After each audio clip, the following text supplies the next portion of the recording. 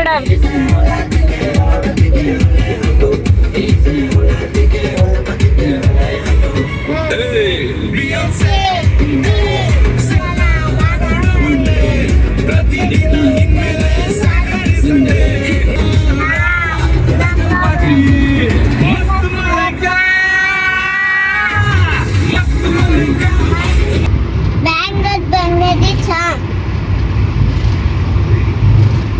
Tasvika song. Tasvika song. ಎಲ್ಲೋತಿದ್ಯಾ ಮಗಳೇ bangle ಬಂಗಾರಿ song ಅಂತ? ಎಲ್ಲಿದೆ ಎಲ್ಲಿದೆ ನೋಡು ಸ್ಪೀಚ್, ಅಲ್ಲಿದೆ ನೋಡು. ಗೊತ್ತಿರಲ್ಲ ಯಾರ ಮಗಳು ಅದೊಂದು ಡೈಲಾಗ್ ಹೊಡಿತೀರ? ಅವಳು ನಿನ್ ಮಗಳೇ ಕಣಪ್ಪ, ನನ್ಗೇನು ಹೇಳಲ್ಲ, ಅದು ಅಪ್ಪನ ಮಗಳು ಅಂತಾಳೆ. ಯಾರ ಮಗಳು ನೀನು? ಹಿಂದೆ ಮಲ್ಕೋತೀಯ? ಬಿದೋಗ್ಬಿಟ್ರೆ ಕೆಳಗಡೆ, ನೀನು ಬಿದೋಗ್ಬಿಟ್ರೆ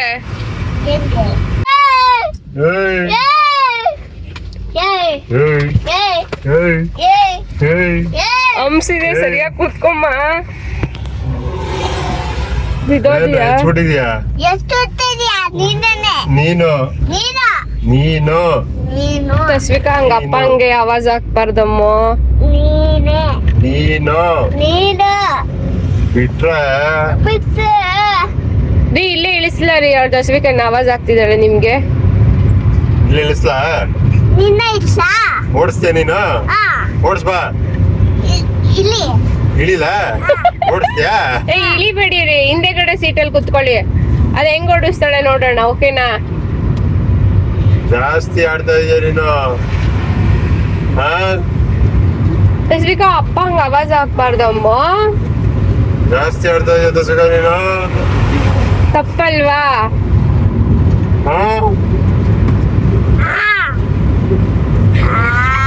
ಸ್ಕೂಲ್ ಹೋಗ್ಬೇಕು ನಾಳೆಯಿಂದ. ನೀನ್ ಓಡಿಸ್ತೀಯಾ? ಬಾ, ನಾನು ಹಿಂದೆ ಕುತ್ಕೋತೀನಿ. ನಾನು ನೀವು ಒಮ್ಮಂತರ ನಾನು ಮನ್ಕೋತೀನಿ ಹಿಂದೆ, ಆಯ್ತಾ? ನೀನ್ ಆರಾಮಾಗಿ ಓಡಿಸ್ಕೊಂಡು ಊರಿಗಾದ್ರೂ ಕರ್ಕೊಂಡು ಹೋಗು, ಕಾಡ್ಗಾದ್ರೂ ಕರ್ಕೊಂಡು ಹೋಗು, ಓಕೆನಾ? ನನ್ ಮೇಲೆ ಕುತ್ಕೋತೀಯ? ನಾನು ಜಾಗ ಬಿಡ್ತೀನಲ್ಲ, ಅವಾಗ ನೀನ್ ಕುತ್ಕೊಂಡು ಓಡಿಸು. ಬೇಡ ನೋಡಿ, ಗೊತ್ತು ನೋಡು ಸಾಂಗು. ಅದು ಇನ್ನ ನೆಟ್ವರ್ಕ್ ಸಿಗ್ತಾ ಇಲ್ಲ.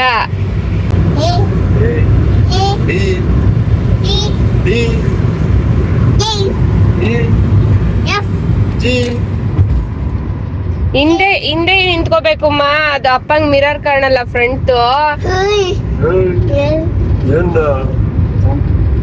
ಅಪ್ಪ ಮಗಳ ಮಾತುಕತೆ ಹೀಗೇನೆ ಇರುತ್ತೆ. ನಾವೆಲ್ಲಾದ್ರೂ ಹೊರಗಡೆ ಹೊರಟಾಗ ಕಾರ್ನಲ್ಲಿ ಇಬ್ರು ಒಬ್ರಿಗೊಬ್ರು ರೋಪ್ ಹಾಕೊಂಡು ಮಾತಾಡ್ತಾ ಇರ್ತಾರೆ. ಇದು ಕುಣಿಗಲ್ ರೋಡ್. ಸುಮಾರು ವರ್ಷದಿಂದ ಈ ರೋಡ್ ನ ರೆಡಿ ಮಾಡ್ತಿದ್ದಾರೆ, ಬಟ್ ಇನ್ನೂ ಆಗಿಲ್ಲ. ಯಾವಾಗ ಮಾಡ್ತಾರೆ ಅಂತ ನಮ್ಮ ಯಜಮಾನ್ರು ಕೇಳಿದ್ದಕ್ಕೆ ಯಾವಾಗ ನನಗೂ ನಿಮ್ಗೆ ಯಾಕೆ ಬೈಕ್ ರೇಸ್ ಇದು. ಈ ತರ ಪಪ್ಪನು ಹೋಗ್ಲಾ? ಅವೆಲ್ಲ 10 ಲಕ್ಷ ಗಾಡಿ, 10 ಲಕ್ಷ ಗಾಡಿಗಳ? ಹಂಗಾದ್ರೆ ಕಾರ್ಗೆ ಬಂಡವಾಳ ಹಾಕ್ಬೋದಲ್ವಾ? ಓಹೋ, ಕ್ರೇಜ್ ಬೇರೆನಾ? ಬಿದ್ರೆ ಇವತ್ತು ನಾವು ಗವಿ ಗಂಗಾಧರೇಶ್ವರ ಸ್ವಾಮಿ ದೇವಸ್ಥಾನಕ್ಕೆ ಬಂದಿದ್ದೀವಿ.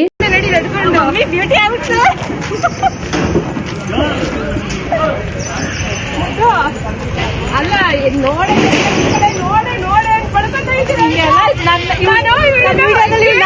ಪ್ಲೀಸ್.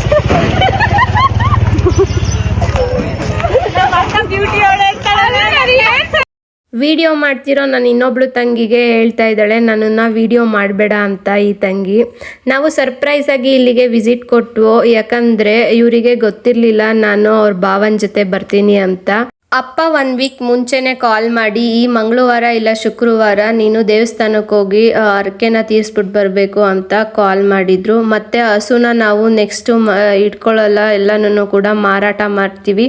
ನೆಕ್ಸ್ಟಿಂದ ನಾವು ಹಸುನ ಇಟ್ಕೊಳ್ದೇ ಇರೋ ಕಾರಣ ಈ ಸಲ ಕೊನೆ ಹರಕೆನ ತೀರಿಸ್ಬಿಟ್ಟು ಬರಬೇಕು ಅಂತ ಹೇಳಿದ್ರು ನನಗೆ. ಯಾಕಂದರೆ ಇನ್ನು ಇಬ್ಬರು ತಂಗಿದಿರು ಈ ದೇವಸ್ಥಾನಕ್ಕೆ ಹೋಗೇ ಇಲ್ಲ. ನಾನು ಆಲ್ರೆಡಿ ಒಂದು 5 to 6 ಟೈಮ್ಸು ಈ ದೇವಸ್ಥಾನಕ್ಕೆ ಬಂದು ಹರಕೆನ ತೀರಿಸಿದ್ವಿ. ಸೊ ಮದುವೆ ಆದಮೇಲೆ ತಿರ್ಗಾ ನಾವು ಇಲ್ಲಿಗೆ ಹರಕೆನ ತೀರ್ಸೋಕೆ ಬಂದೇ ಇರಲಿಲ್ಲ. ಯಾಕಂದರೆ ಯಾವ ಹಸುಗೂ ಕೂಡ ಹರಕೆ ಮಾಡ್ಕೊಂಡಿರಲಿಲ್ಲ. ಅದಾದಮೇಲೆ ಇದು ಲಾಸ್ಟ್ ಹರಕೆ ಮತ್ತು ಹಸುನು ಕೂಡ ಹಿಡ್ದೇ ಇರೋ ಕಾರಣ ಇದಕ್ಕೆ ನಾನು ಮಿಸ್ ಮಾಡಬಾರ್ದು, ಹೋಗಲೇಬೇಕು, ಈ ಹರಕೆ ತೀರಿಸ್ಬೇಕು ಅಂದ್ಬಿಟ್ಟು ಓಕೆ ಅಂತ ಹೇಳಿದ್ದೆ. ಆದರೆ ಸಡನ್ನಾಗಿ ಮಂಗಳವಾರ ಶುಕ್ರವಾರ 2 ದಿವಸನೂ ಕ್ಯಾನ್ಸಲ್ ಆಯಿತು. ಅಮ್ಮ ಕಾಲ್ ಮಾಡಿ ನನಗೆ ಭಾನುವಾರನೇ ನಾವು ಹರಕೆ ತೀರಿಸ್ಬೇಕು, ಯಾಕಂದರೆ ಸವಿತಾ ಸರಿತಾನು ಈ ಸಲ ರಜಾ ಇದೆ, ಬರ್ತೀನಿ ನಾವು ಲಾಸ್ಟ್ ಟೈಮ್ ಅಂತ ಹೇಳಿದ್ದಾರೆ, ನೀನು ಕೂಡ ಭಾನುವಾರನೇ ಬರಬೇಕು ಅಂತ ಹೇಳಿದ್ರು. ಸೊ ನನ್ನ ಹಸ್ಬೆಂಡಿಗೆ ನಾನು ಭಾನುವಾರ ನಾನು ಹೋಗ್ಬೇಕು ಹರಕೆ ತೀರ್ಸೋದಿಕ್ಕೆ ಅಂತ ಹೇಳಿದೆ. ಪ್ರತಿ ಸಲ ಅವರಿಗೆ ಭಾನುವಾರ ರಜಾ ಇರ್ತಿರ್ಲಿಲ್ಲ, ಸಮ್ಟೈಮ್ಸ್ ಅವರೇ ರಜಾ ಹಾಕೊಂತಿದ್ರು. ಸೊ ಹಂಗೆ ಹೇಳ್ಬಿಟ್ಟು ನಾನು ಬಸ್ಸಲ್ಲಿ ಹೋಗೋಣ ಅಂತ ಬೆಳಗ್ಗೆನೆ 4:15ಗೆ ಬಸ್ ಹತ್ಬೇಕಿತ್ತು.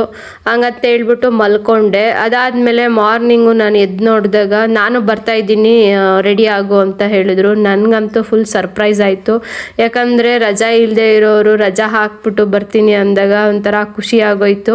ಇವ್ರಿಗೂ ಕೂಡ ಅದನ್ನ ಹೇಳಲೇ ಇಲ್ಲ ನಿಮ್ಮ ಭಾವ ಬರ್ತಾರೆ ಅಂತ. ಮಾರ್ನಿಂಗು 6:30ಗೆ ನನಗೆ ಫೋನ್ ಮಾಡಿಬಿಟ್ಟು ಮನೆ ಬಿಟ್ಟಿದ್ಯಾ ತಾನೇ, ಎಲ್ಲಿದ್ಯಾ ಅಂತ ಇವ್ರು ಕಾಲ್ ಮಾಡಿದ್ರು. ಬಟ್ ನಾನು ಬಸ್ಸಲ್ಲಿ ಬರ್ತಿದ್ದೀನಿ ಅಂತ ಹೇಳಿದೆ. ನಿಮ್ಮ ಭಾವನ ಜೊತೆ ಬರ್ತಾ ಇದ್ದೀನಿ ಅಂತ ಹೇಳಿರಲಿಲ್ಲ.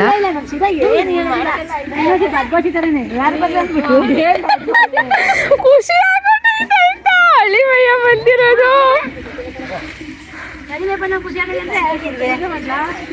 ಅಷ್ಟೇ ಕುಂಕುಮ ಇಕ್ಕು ಮಮ್ಮಿ. ಗಂಧಕಡ್ಡಿ ತಗೊಡಪ್ಪ, ಹಂಗೆ ಗಂಧಕಡ್ಡಿ, ಕರ್ಪೂರ, ಎಲೆ ಅಡಿಕೆ, ಬಾಳೆಹಣ್ಣು.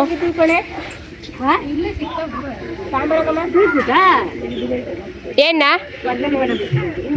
ನನ್ನ ತಂಗಿರ್ಗೆ ಮತ್ತು ನಮ್ಮ ಅಮ್ಮಂಗೆ ಯಾರಿಗೂ ಕೂಡ ಹೇಳಿರಲಿಲ್ಲ ನಾನು ನನ್ನ ಹಸ್ಬೆಂಡ್ ಜೊತೆ ಬರ್ತಾ ಇದ್ದೀನಿ ದೇವಸ್ಥಾನಕ್ಕೆ ಅಂತ.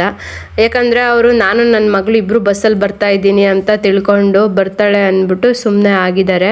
ನಾನು ಬಂದು ಇಳಿದು ಅಲ್ಲಿ ಸರಿತಾ ನೋಡು ಇಲ್ಲಿ ಈ ಕಡೆ ಅಂತ ಕರಿತಾ ಇದ್ದೀನಿ. ಅವಳಿಗೆ ಯಾರೋ ಕಾರಲ್ಲಿ ಬಂದವ್ರೆ ಅಂತ ತಿರುಗ್ತಾನೆ ಇಲ್ಲ.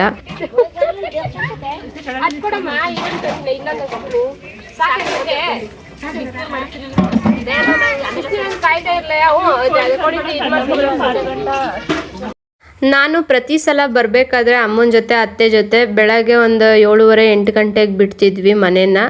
ಇಲ್ಲಿಗೆ ಬರೋ ಅಷ್ಟರಲ್ಲಿ ಒಂದು 10:30 ಆಗ್ತಿತ್ತು. ನಮ್ಮೂರಿಂದ ಸುಮಾರು ಈ ದೇವಸ್ಥಾನಕ್ಕೆ ಒಂದು 40 ಕಿಲೋಮೀಟ್ರ್ ಡಿಸ್ಟೆನ್ಸ್ ಇದೆ. ಈ ದೇವಸ್ಥಾನಕ್ಕೆ ಬರಬೇಕು ಅಂದರೆ 2 ಬಸ್ ಹತ್ತು ಇಳಿಬೇಕು.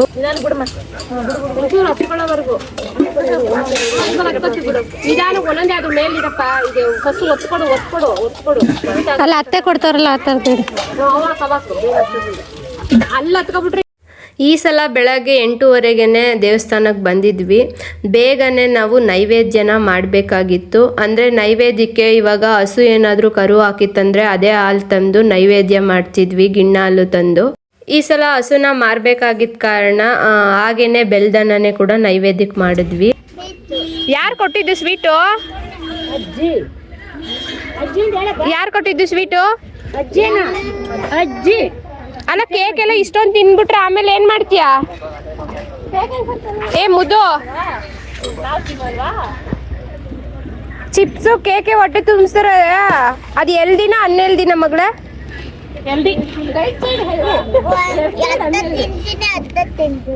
ಮುದ್ದು ತಿನ್ಬಾರ್ದು ಮುದ್ದು. ನಾನು ಯಾವತ್ತಾದ್ರೂ ನಿಂಗೆ ಚಿಪ್ಸ್ ಕೊಡಿಸ್ತೀನಾ? 1 ದಿವಸನೂ ಚಿಪ್ಸ್ ಕುರ್ಕುರೆ ಏನು ಕೊಡ್ಸಿಲ್ಲ ಗೊತ್ತಾ ನಾನು. ನೀವು ಮನೆಗೆ ಬಂದಾಗೆಲ್ಲ ನೋಡಿ ಇದೆ ನನ್ನ ಮಗಳು ಚಿಪ್ಸು ಕೇಕ್ ಕೊಡಿಸ್ತೀರಾ ಅಲ್ಲ ಮುದ್ದು? ಏ ಮುದ್ದು ತಿನ್ಬಾರ್ದು ಮುದ್ದು. ನನ್ನ ಮನೆಗೆ ತರಲ್ಲ ಕೇಕು, ನೋಡಿದ್ಯಲ್ಲ ಕೇಕು ಚಿಪ್ಸ್ ತರ್ತೀವ ನಾವು ಜಾಸ್ತಿ. ನಿನಗೆ ಬೇಕಾ? ತಿನ್ಬಾರ್ದು, 1 ತಿನ್ಬೇಕು. ಆಮೇಲೆ ಇದು 2 ಪೀಸ್ ತಿನ್ಬೇಕಷ್ಟೇ. ಇದು 2 ಚಿಪ್ಸು, 2 ಪೀಸು. ಕಾರಣ ಅದು ನಿನಗೆ ಗೊತ್ತಾ? ಹೌದಾ? ನೋಡಲ್ಲಿ ಮುದ್ದು, ನೀನು ತಿನ್ಬೇಡ ಮುದ್ದು, ಬೇಡ ನಿಂಗೆ. ಚಿಪ್ಸ್ ತಿನ್ಬಾರ್ದು. ಎಷ್ಟಾಯ್ತವ ಇಲ್ಲಿ? 100 ರೂಪಾಯಿ. ಎಷ್ಟು ಇಟ್ಕೊಂಡಿದ್ಯಪ್ಪ? ಎಷ್ಟಾಯ್ತು ಒಳಗಡೆ? ಎಷ್ಟು ಇಟ್ಕೊಂಡಿದ್ಯಾ ಪಪ್ಪ? ಕೇಳ್ತಿರೋದು ಪರ್ಸಲ್ ದುಡ್ಡು ಎಷ್ಟು ಇಟ್ಕೊಂಡಿದ್ಯಾ? 1 ರೂಪಾಯಿ ಅಂತೆ. ಹೋಗ್ತೀಯಾ ತಿಂಡಿ ತಗೋಬರಕ್ಕೀಗ 1 ರೂಪಾಯಿ ತಗೊಂಡು? ಹೋಗು. ಏನಪ್ಪ ಕೋಳಿ ತರ್ಬೇಕು ಹೋಗಿ.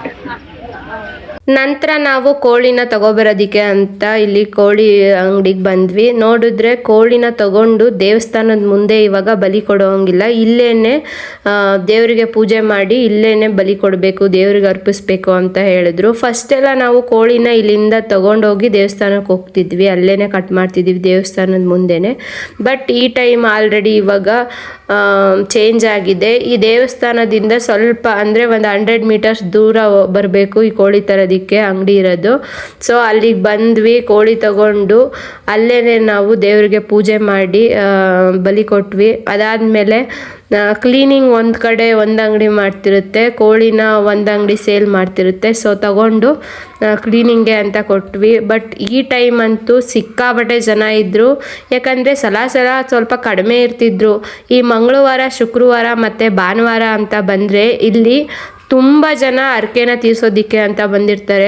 ಭಕ್ತಾದಿಗಳು ಒಂದಲ್ಲ ಒಂದು ಹರಕೆನ ಈ ದೇವರಿಗೆ ಕಟ್ಕೊಂಡಿರ್ತಾರೆ. ಈ ಹರಕೆ ಕಟ್ಕೊಳ್ಳೋದ್ರಿಂದ ಬೇಗನೆ ಈಡೇರುತ್ತೆ. ನಾವು ಕೂಡ ಹಸುಗಳು ಫಲ ನಿಲ್ಲದೆ ಇರೋಕೆ, ಹಸುಗಳಿಗೆ ಫಲ ಆದರೆ ನಾವು ಬಂದು ಹರಕೆನ ತೀರಿಸ್ತೀವಿ ಅಂತ. ಒಂದೊಂದು ಹಸು ಇವಾಗ ಫಲನೇ ನಿಂತ್ಕೊಂಡಿರಲ್ಲ, ಇನ್ನೊಂದು ಸ್ವಲ್ಪ ಹಸುಗಳು ಭಾವ ಆಗ್ಬಿಟ್ಟಿರುತ್ತೆ, ಇಲ್ಲ ಇನ್ನೊಂದು ಹಸುಗಳಿಗೆ ಇಲ್ಲ ಯಾವುದಾದ್ರೂ ಕಾಯಿಲೆಗಳು ಬಂದಿರ್ತವೆ. ಅಂಥ ಹಸುಗಳಿಗೆ ಬೇಗ ಗುಣ ಆಗುತ್ತೆ ಈ ದೇವರಿಗೆ ಹರಕೆ ಕಟ್ಕೊಳ್ಳೋದ್ರಿಂದ.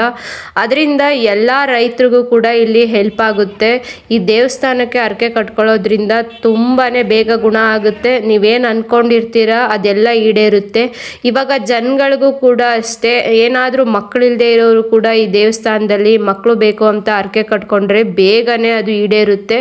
ನಿಮ್ಮ ಹರಕೆ ಈಡೇರಿದ ಮೇಲೆ ಈ ದೇವರಿಗೆ ಬಂದು ಹರಕೆನ ತೀರಿಸ್ಬೇಕು. ನಿಮ್ಮ ಕೈಲಾದಷ್ಟು ಜನಕ್ಕೆ ಊಟವನ್ನು ಹಾಕಿಸ್ಬೇಕು.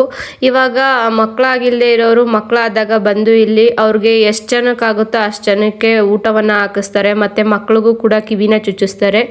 ಕೆಲವೊಬ್ಬರು ಮನೆಯಿಂದಾನೇ ನೈವೇದ್ಯವನ್ನು ಮಾಡ್ಕೊಬಂದು ಡೈರೆಕ್ಟು ಕೋಳಿ ತೊಗೊಂಡೋಗಿ ಅಲ್ಲಿ ಬಲಿ ಕೊಟ್ಬಿಟ್ಟು ದೇವರಿಗೆ ಎಡೆಯನ್ನು ಇಡ್ತಾರೆ. ಬಟ್ ನಾವು ಸಲಾನು ಅಷ್ಟೇ ಇಲ್ಲೇ ಬಂದು ಮೊದಲು ದೇವರಿಗೆ ನೈವೇದ್ಯ ಮಾಡಿ ನೈವೇದ್ಯವನ್ನು ದೇವರಿಗೆ ಅರ್ಪಿಸಿ ಅದಾದಮೇಲೆ ಕೋಳಿನ ಬಲಿ ಕೊಟ್ಟು ಮತ್ತೆ ಆ ಕೋಳಿನ ಅಡುಗೆ ಮಾಡಿ ಸೆಕೆಂಡ್ ಟೈಮ್ ಹೋಗಿ ಎಡೆಯನ್ನು ಇಡ್ತಿದ್ವಿ. ಇವಾಗ ನಾವು ಕೂಡ ನೈವೇದ್ಯ ದೇವರಿಗೆ ಅರ್ಪಿಸಿ ಅದಾದಮೇಲೆ ಕೋಳಿನ ಬಲಿ ಕೊಟ್ಟು ತಂದು ಚಿಕನ್ನ ರೆಡಿ ಮಾಡಿಕೊಟ್ವಿ. ಇವಾಗ ತಿಂಡಿ ತಿನ್ಬೇಕಿತ್ತಲ್ವ, ಸೊ ದೇವ್ರ ನೈವೇದ್ಯನ ಪ್ರಸಾದವನ್ನು ಸ್ವಲ್ಪನ ತಿನ್ಕೊಳ್ಳೋಣ ಅಂದ್ಬಿಟ್ಟು ಮಗುಗೂ ತಿನ್ನಿಸ್ತಿದ್ದೆ. ಈ ದೇವರಿಗೆ ನೀವು ಏನೇ ಹರಕೆ ಮಾಡ್ಕೊಳ್ಳಿ, ಅದು ಸಣ್ಣದಾಗ್ಬೋದು ದೊಡ್ಡದಾಗ್ಬೋದು, ಎಲ್ಲ ಹರಕೆಗಳು ಬೇಗನೆ ಈಡೇರುತ್ತೆ. ಈವನ್ ಮದುವೆ ಆಗದೆ ಇರೋರು ಕೂಡ ಹರಕೆ ಮಾಡ್ಕೋತಾರೆ, ಮದುವೆ ಆದರೆ ಬಂದು ಇಲ್ಲಿ ಹರಕೆನ ತೀರಿಸ್ತೀನಿ ಅಂತ. ಮಕ್ಕಳಾಗದೆ ಇರೋರು ಕೂಡ ಹರಕೆನ ಮಾಡ್ಕೊತಾರೆ, ಆವಾಗ ಮಕ್ಕಳು ಆಗುತ್ತೆ, ಆವಾಗ ಬಂದು ಇಲ್ಲಿ ಹರಕೆನ ತೀರಿಸ್ತಾರೆ. ತುಂಬಾ ಈ ದೇವರು ಶಕ್ತಿಶಾಲಿ ಅಂತಲೇ ಹೇಳ್ಬೋದು. ನಾವು ಹಸುವಿನ ವಿಚಾರದಲ್ಲಿ ದೇವರಿಗೆ ನಾವು ಹರಕೆ ಕಟ್ಕೊಂಡಿದ್ದು ಎಲ್ಲ ಹಸುಗಳು ಕೂಡ ಫಲ ಆಗಿದೆ. ಕಾಯಿಲೆಗಳು ಕೂಡ ಹಸುಗೆ ಬಂದಿರೋದು ಅದು ಕೂಡ ಗುಣಮುಖ ಆಗಿದೆ. ಮತ್ತು ಹುಣ್ಣುಗಳಾಗ್ತಿತ್ತು ಹಸುವಿನ ಮೇಲೆ, ಅದು ಕೂಡ ಹುಣ್ಣುಗಳು ಕೂಡ ಹರಕೆ ಮಾಡ್ಕೊಂಡ್ಮೇಲೆ ಆ ಹುಣ್ಣುಗಳು ತಾನಾಗೆ ವಾಸಿಯಾಗಿದೆ. ರೈತರು ಯಾರ್ಯಾರು ಹಸುಗಳನ್ನ ಇಟ್ಕೊಂಡಿದ್ದೀರಾ, ಹಸುಗಳಿಗೇನಾದರೂ ಸಂಕಷ್ಟ ಬಂದಿದ್ರೆ ಈ ದೇವರಿಗೆ ಹರಕೆ ಮಾಡ್ಕೊಳ್ಳಿ, ಖಂಡಿತ ದೇವರು ಈಡೇರಿಸ್ತಾರೆ. ಅದಾದಮೇಲೆ ನಾವು ಪಾತ್ರೆನ ದೊಡ್ಡ ಪಾತ್ರೆ ತಂದಿಲ್ಲ ಅಂತ ಅಮ್ಮ ಹೇಳ್ತಿದ್ರಲ್ವ, ಸೊ ಇಲ್ಲೂ ಪಾತ್ರೆನೂ ಕೂಡ ಬಾಡಿಗೆಗೆ ಸಿಗುತ್ತೆ, ಟಾರ್ಪಲ್ ಕೂಡ ಬಾಡಿಗೆಗೂ ಸಿಗುತ್ತೆ. ಇಲ್ಲಿ ಎಲ್ಲ ವಸ್ತುಗಳು ಯಾವುದು ತಂದಿಲ್ಲ ಅಥವಾ ನೀವೇನಾದರೂ ಮರ್ತ್ಬಿಟ್ಟಿದ್ದೀರಾ ಅಂದರೂ ಕೂಡ ಇಲ್ಲಿ ಎಲ್ಲ ವಸ್ತುಗಳು ಸಿಗುತ್ತೆ. ಸೌದೆನೂ ಕೂಡ ನಾವು ಕಡಿಮೆ ತಂದಿದ್ರಿಂದ ಸೌದೆನೂ ಕೂಡ ಹೋಗಿ ತಗೊಬಂದ್ವಿ. ದೊಡ್ಡ ದೊಡ್ಡ ಬೋಸಿಗಳು ಬರ್ತಾವಲ್ವ, ಒಂದು 10 ಜನಕ್ಕಿಂತ 500 ಜನಕ್ಕೆ ಮಾಡಬೇಕು ಅಂದರೂ ಇಲ್ಲಿ ದೀಕ್ಷೆಗಳು ಸಿಗುತ್ತೆ, ಅಷ್ಟು ದೊಡ್ಡ ಪಾತ್ರೆಗಳು ಬಾಡಿಗೆಗೆ ಸಿಗುತ್ತೆ. ನಾವು ಕೂಡ 2 ದಬ್ರಿಗಳನ್ನ ಸಣ್ಣವು ತಂದ್ವಿ. ಅದಾದಮೇಲೆ ನನ್ನ ಮಗಳು ಇಲ್ಲಿ ಹಸುನ್ಗೆ ಕೈ ಮುಗಿತಾ ಇದ್ಲು. ಈ ಹಸುನ ಬಂದು ಎಷ್ಟೊಂದು ಜನ ಇವಾಗ ಹಸು ಕರು ಹಾಕಿರಲ್ವಲ್ಲ, ಏನಾದರೂ ಅದು ಓರಿನ ಹಾಕ್ತು ಅಂದರೆ ಇಲ್ಲಿ ದೇವರಿಗೆ ಹರಕೆ ಮಾಡ್ಕೊಂಡಿರ್ತಾರಲ್ಲ, ಸೊ ಇಲ್ಲಿ ತಂದು ಬಿಡ್ತಾರೆ. ಇವೆಲ್ಲ ದೇವ್ರದ್ದು ಹರಕೆ ಓರಿಗಳು. ಇದನ್ನು ನಮಸ್ಕಾರ ಮಾಡ್ಕೊಳ್ಳೋದಕ್ಕೆ ಹೆದ್ರುಕೊತಾ ಇದ್ಲು. ನಾನು ಕರ್ಕೊಂಡೋಗಿ ಆಮೇಲೆ ನಮಸ್ಕಾರ ಮಾಡಿಸ್ದೆ. ಅದಾದಮೇಲೆ ನೆಕ್ಸ್ಟು ನಾವು ಹಸುಗೆ ಒಂದು ಪ್ರಸಾದ ಕೊಡೋಣ ಅಂದ್ಬಿಟ್ಟು ಬಾಳೆಹಣ್ಣು ಕೊಡ್ತಾ ಇದ್ವಿ. ಅವಳು ಎದ್ರುಕೊಂತಾಳೆ ಆ ಬಾಳೆಹಣ್ಣ ಹಸುಗೆ ತಿನ್ಸೋಕ್ಕಾದ್ರೂ ಕಚ್ಚುತ್ತೆ ಅಂತ. ಆಮೇಲೆ ನಾನು ಹಿಡ್ಕೊಂಡು ನಿಧಾನಕ್ಕೆ ತಿನ್ನಿಸ್ದೆ. ಹಂಗಾದ್ರೂ ಕೈನ ಬಿಟ್ಬಿಟ್ಲು ಎದ್ರುಕೊಂಡು, ಅದು ಗುಮ್ಮುತ್ತೆ ಅಂದ್ಬಿಟ್ಟು.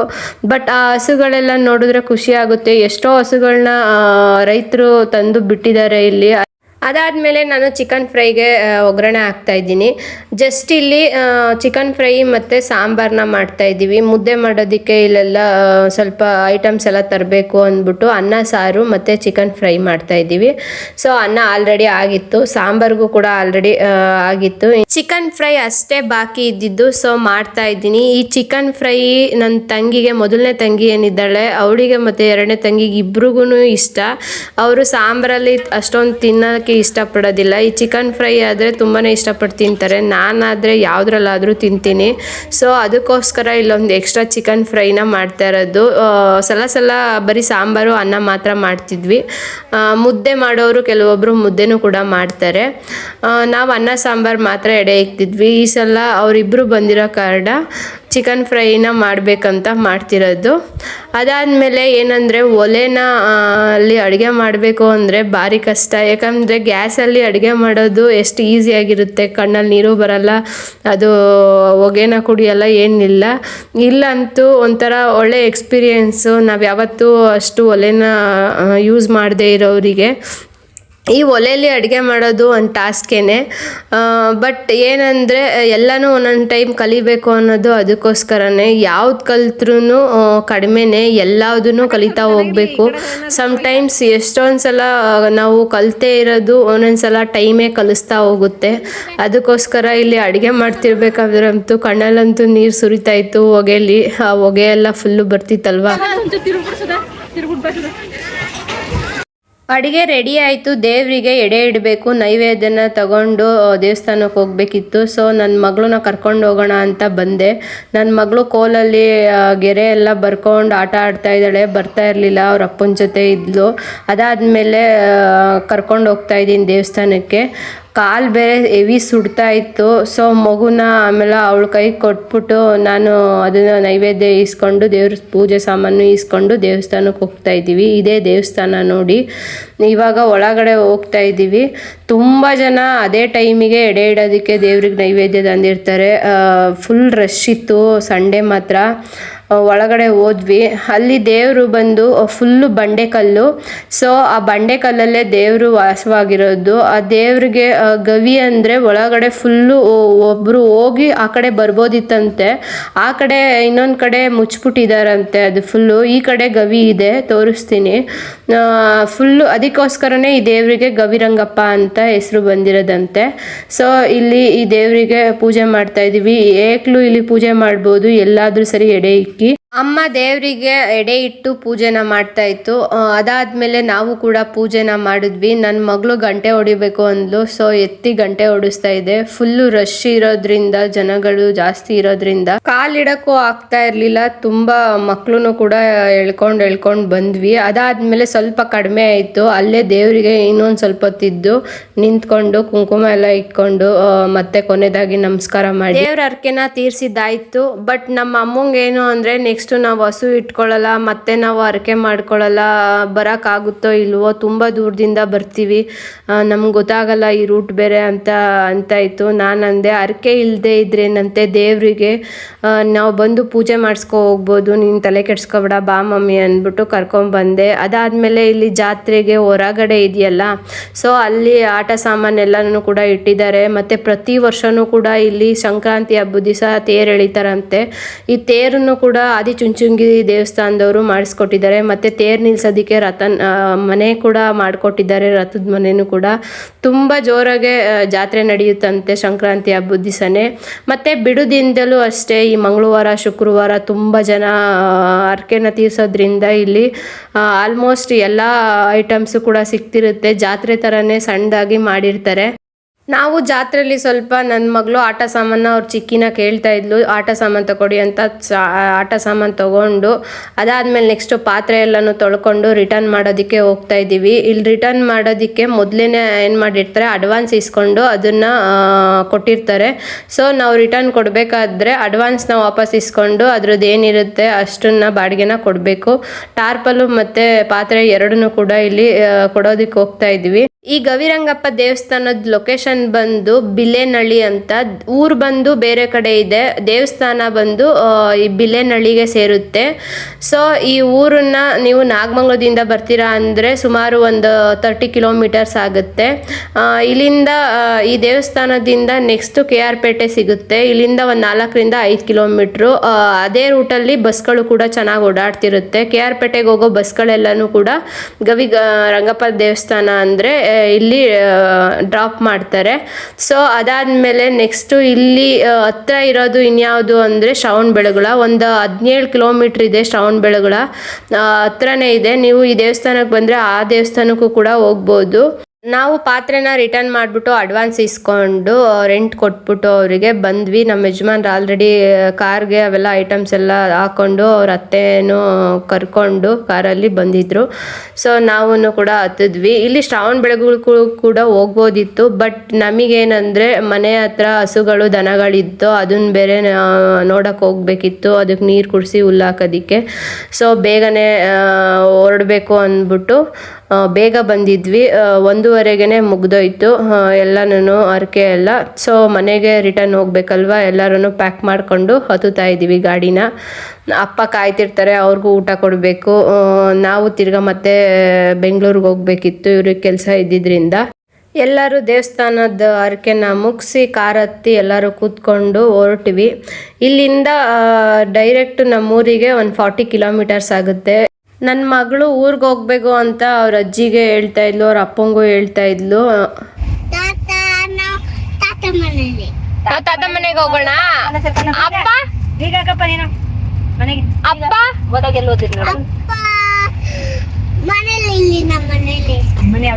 ಇವಾಗ ನಾವ್ ಎಲ್ಲಿಗೆ ಹೋಗ್ಬೇಕು ಕಂದ?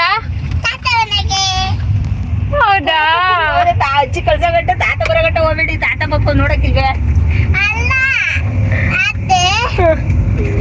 ಹಿಂದೆಗಡೆ ಕೂತ್ಕೋಬೋದಾಗಿತ್ತು, ಯಾಕೆ ಹಿಂಗ ಅಡ್ಜಸ್ಟ್ ಮಾಡ್ಕೊಂಡ್ ಕೂತ್ಕೊಂಡ್ರಿ ಅಂತ. ಇಲ್ಲ ಕೂತ್ಕೊಳ್ಳಿ ಹೋಗಿ. ತಸ್ವಿಕಾ ಇವಾಗ ಅಪ್ಪ ಎಲ್ಲಿಗೆ ಹೋಗ್ಲಿ? ತಸ್ವಿಕಾ ಇವಾಗ ಎಲ್ಲಿಗೆ ಹೋಗ್ಲಿ ಅಪ್ಪ? ಯಾವ ಕಡೆ ಕಡೆ ಹೋಗೋತಾನೆ? ನಾವು ನಿಮ್ಮನೆ ಯಾವ್ದು? ನಿಮ್ದು ಯಾವ್ದು ಮನೆ? ಎಲ್ಲಿರೋದು?